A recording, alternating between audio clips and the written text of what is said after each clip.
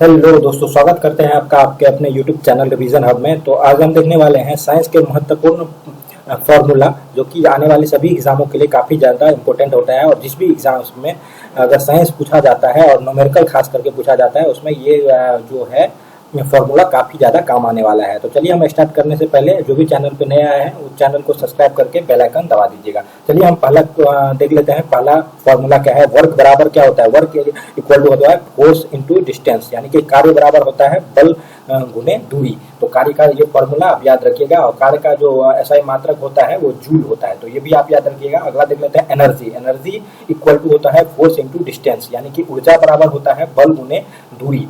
तो ये भी आप याद रखिएगा। ऊर्जा का मात्रक भी जूल होता है, तो ये भी आप याद रखिएगा। इस दोनों का जो होता है कार्य का और ऊर्जा का दोनों मात्रक सेम होता है। अगला देख लेते हैं स्पीड। स्पीड का फॉर्मूला क्या होता है। स्पीड इक्वल टू होता है डिस्टेंस बाय टाइम, यानी कि दूरी बराबर गति बराबर होता है दूरी बटे समय। तो ये आप याद रखिएगा। और गति का जो है ऐसा मात्रक होता है मीटर पर सेकंड। अगला देख लेते हैं। अगला है वेलोसिटी, यानी कि वेग। वेलोसिटी इक्वल टू होता है डिस्प्लेसमेंट बाय टाइम, यानी कि वेग बराबर होता है विस्थापन बटे समय। और वेग का भी जो होता है ऐसा मात्रक मीटर पर सेकंड होता है, तो ये भी आप याद रखिएगा। चलिए अगला देख लेते हैं। अगला है विद्युत क्षेत्र। इलेक्ट्रिक फील्ड इक्वल टू होता है इलेक्ट्रिक फोर्स बाय चार्ज, यानी कि विद्युत क्षेत्र बराबर होता है विद्युत बल बटे आवेश। तो ये भी आप याद रखिएगा। अगला देख लेते हैं फोर्स। फोर्स जो होता है वो होता है बल बटे क्षेत्रफल। फोर्स यहाँ पे है प्रतिबल, वो होता है बल बटे क्षेत्रफल। प्रतिबल बराबर क्या होता है वर्क बल बटे क्षेत्रफल, और प्रतिबल को भी हम फोर्स ही बोल सकते हैं। अगला देख लेते हैं वॉल्यूम, यानी कि आयतन। वॉल्यूम इक्वल टू होता है लेंथ गुने विड्थ गुने हाइट, यानी कि आयतन बराबर होता है लंबाई गुने चौड़ाई गुने ऊंचाई। तो ये भी आप याद रखिए। अगला होता है द्रव्यमान घनत्व। द्रव्यमान घनत्व बराबर होता है द्रव्यमान बटे आयतन। तो घनत्व बराबर क्या हो जाता है द्रव्यमान बटे आयतन। तो ये भी आप याद रखिएगा। अगला है एक्सेलरेशन, यानी कि त्वरण। एक्सेलरेशन बराबर इक्वल टू होता है वेलोसिटी बाय टाइम, यानी कि त्वरण बराबर वेग बटे समय। तो ये भी आप याद रखिएगा। अगला देख लेते हैं। अगला है शक्ति। शक्ति जिसे हम पावर कहते हैं। पावर बराबर होता है वर्क बाय टाइम, यानी कि कार्य बटे समय। और इसका जो होता है ऐसा मात्रक वाट होता है पावर का। तो ये भी आप याद रखिएगा, काफी महत्वपूर्ण है। प्रेशर, यानी कि दाब बराबर होता है बल बटे क्षेत्रफल। तो ये भी आप याद रखिएगा। और दाब का फॉर्मूला जो होता है वो पास्कल कहते हैं हम इसे। तो दाब का फॉर्मूला पास्कल होता है, तो ये आप याद रखिएगा। ऐसा मात्रक दाब का ऐसा मात्रक पास्कल होता है। अगला देख लेते हैं संवेग। संवेग जो होता है जिसे हम इंग्लिश में मोमेंटम कहते हैं।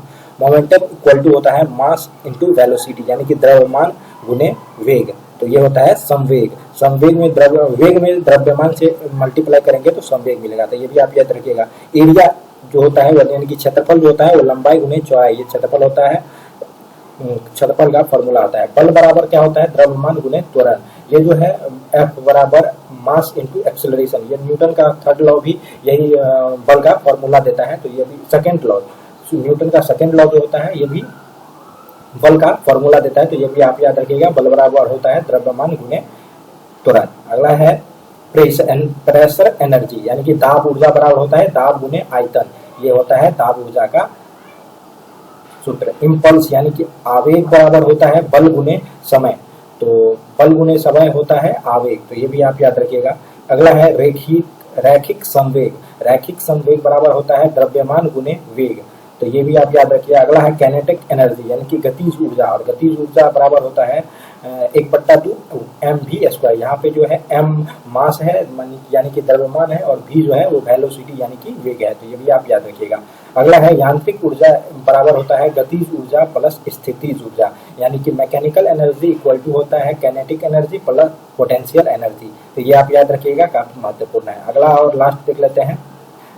अगला है एंगुलर मोमेंटम इक्वल टू होता है इनर्शियल इनटू एंगुलर वेलोसिटी, यानी कि कोणीय संवेग बराबर होता है जड़त्व गुने कोणीय वेग। ये जो होता है कोणीय संवेग का फॉर्मूला होता है। और लास्ट, और ये जो है ये इसका आंसर आपको कमेंट बॉक्स में लिख के बताना है न्यूटन के गति के कुल कितने नियम है। ये आप कमेंट बॉक्स में लिखिए कि न्यूटन गति के कुल कितने नियम है।